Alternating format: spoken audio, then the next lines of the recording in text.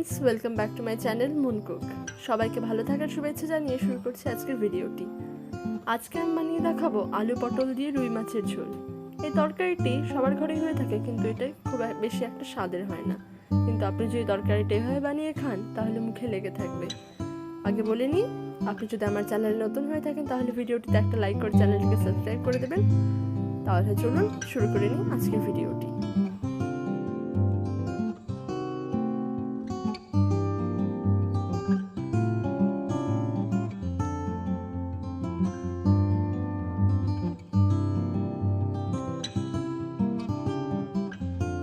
এবার একটা কড়াই গরম বসিয়ে নিয়ে তার মধ্যে দিয়ে দিচ্ছি তেল।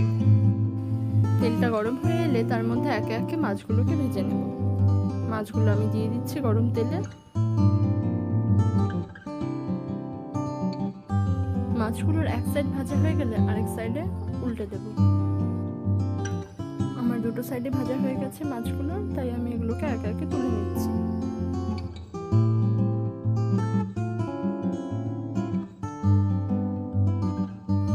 মাছ ভাজা হয়ে গেলে সে একই তেলে দিয়ে দেব পটল আর আলুগুলো।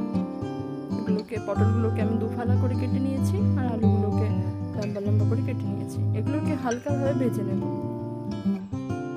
আলু আর পটলটা ভালো করে সিদ্ধ হওয়ার জন্য আমরা এটাকে ঢেকে দেব। এবার আমরা মশলাটা করে নিই। একটা আমি মিক্সিং বোল নিয়ে নিয়েছি, এর মধ্যে নিয়ে নিচ্ছি একটা পেঁয়াজ কুচি, 4টে কাঁচা লঙ্কা, একটা টমেটো কুচি, ও দিয়ে দেবো কয়েক টুকটা গোলমরিচের টুকরো, আর দিয়ে দিচ্ছি এর মধ্যে 1 চামচ গোটা জিরে ও 1 চামচ মৌরি। আমি এখানে 5টা রুই মাছের পিস নিয়েছি, এগুলোতে 1 চামচ ধনে হলুদ দিয়ে মেখে নেব। এটাকে আমরা ফার্স্টে দিয়ে দিচ্ছি আমি নুন, সামান্য পরিমাণ জল দিয়ে, তারপর দিয়ে নেব হলুদ গুঁড়ো। এবার এটাকে একসাথে মেখে নেব। আমাদের পেস্ট করা হয়ে গেছে। এবার চলে আসছি পটল আলুতে। এটা অনেকটাই প্রায় ভাজা হয়ে গেছে। এবার এটাকে তুলে নেব। তুলে নেওয়ার পর ওই তেলেই আরেকটু তেল দিয়ে নিলাম। তেলটা গরম হয়ে এলে এর মধ্যে দিয়ে দিচ্ছি 1 চামচ থেতো করে রাখা রসুন। তারপরে দিয়ে দিচ্ছি একটা পেঁয়াজ কুচি।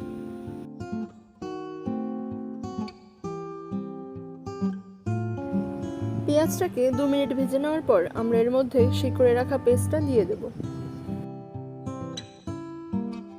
এবার এটাকে ভালো করে কষিয়ে নিতে হবে আমাদের।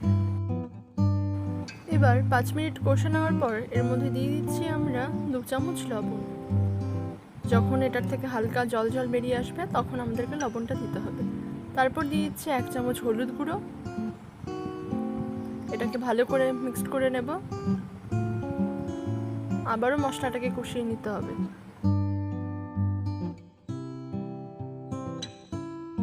দু 3 মিনিট কষিয়ে নেওয়ার পর তারপর যখন দেখবেন মশলাটা থেকে তেল বেরিয়ে আসছে তখন আমরা সেই আলু আর পটলগুলো এটার মধ্যে দিয়ে দেব। এবার ওই আলু পটলগুলোর সাথে মশলাটাকে ভালো করে মিক্সড করে নিতে হবে।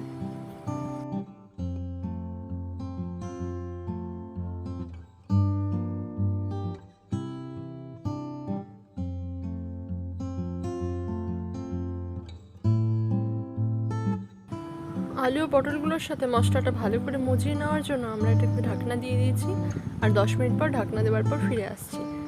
10 মিনিট ঢাকনা দেওয়ার পরে আমাদের আলু ও পটলগুলো আবারও খুব ভালোভাবে নরম হয়ে গেছে, মশলাটাও তাদের সাথে খুব ভালোভাবে মিশে গেছে।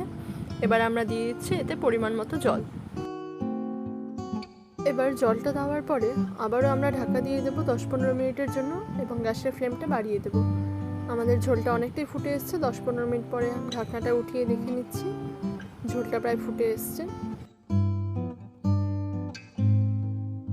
ঝোলটা ফুটে গেলে এবার এতে আমরা মাছগুলো দিয়ে দেব।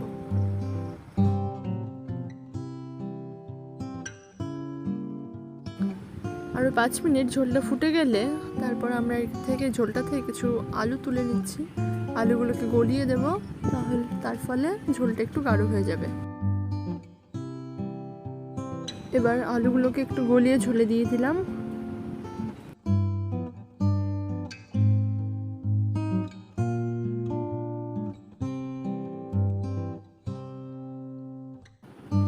এবার এতে 1/2 চামচ গরম মশলা দিয়ে দিচ্ছি, ঝোলটা আমাদের হয়ে গেছে, এবার এটাকে সার্ভ করে নিচ্ছি। দেখুন, এটা দেখতে যতটা ভালো লাগছে খেতেও ঠিক ততটাই স্বাদের হয়।